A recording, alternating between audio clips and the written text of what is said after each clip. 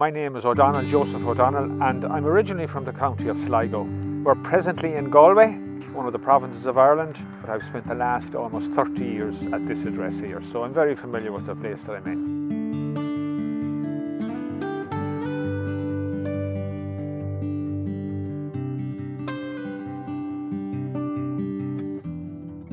I have to go back to when I was a teenager. When I was in Sligo at home, we were farmers, and our farm backed onto called the Ox Mountains.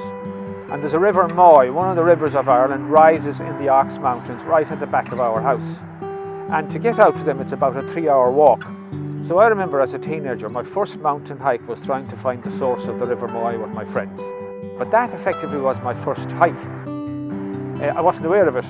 But I used to get involved in athletics and running cross-country, and I injured both my Achilles tendons around the age of 28, and that's when I took up hiking seriously. I packed in the running, the athletics, and it became my pastime for the next since 28, 29. For the rest of my life it was my pastime. And when I retired from teaching, I was delighted to get a job as a guide with Morris's, our Lenders company. And I would have guided in different, or rather did walks in different parts of the world, and I did Mont Blanc and Kilimanjaro. I was in the Himalayas as well for a summer. All great experience. I generally lead, well, the guided tours that the company have are graded 1, 2 and 3. I generally lead the grade 2 and grade 3 tours. These are tours that invariably climb mountains, and I'm with the group, and they have 6 days of walking 6 different mountains, and usually reasonably strenuous, 5-hour, 6-hour walks over maybe 6 days, and they might have a rest day in the middle, and I'm responsible for getting them up, getting them down, and getting them to the pubs and the places like that where they can enjoy themselves.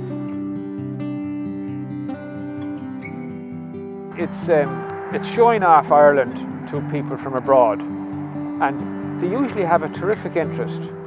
They usually come from, the ones that I have are from the States and from Norway and Canada. And in their country there are snow-capped mountains. There are no snow-capped mountains in Ireland. It's a bit different, and they're enthralled by the idea that you can walk over farmland and get to the top of a mountain and walk through a bog, and you're still never far from human habitation. It seems very attractive for them, and I enjoy showing them that, because all around us is the history of Ireland, is written in the landscape. You cannot get far away from it. And in the western seaboard you're also looking out at the Atlantic Ocean, and you're looking at its effect on our coastline, the geography of it, the inlets, the bays, the lakes, if you like, and also all of the other features associated with the coastline. You're never far away from it.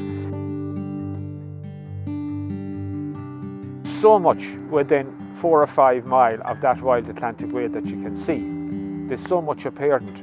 You're right beside the Atlantic Ocean, and you have the landscape all around you. Now, when you're a hiker, you're looking at this from on high, and you're looking down on the ocean, and you're looking down at the landscape, which you cannot see when you're in a car or when you're walking in it at ground level. With the hiking, it becomes very obvious, and it's a wonder we didn't think about it much sooner, because it is it's a spectacular road journey.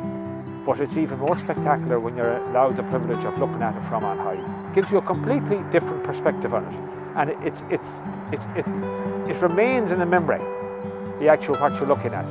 And also on this is this geographical route that is now globally famous.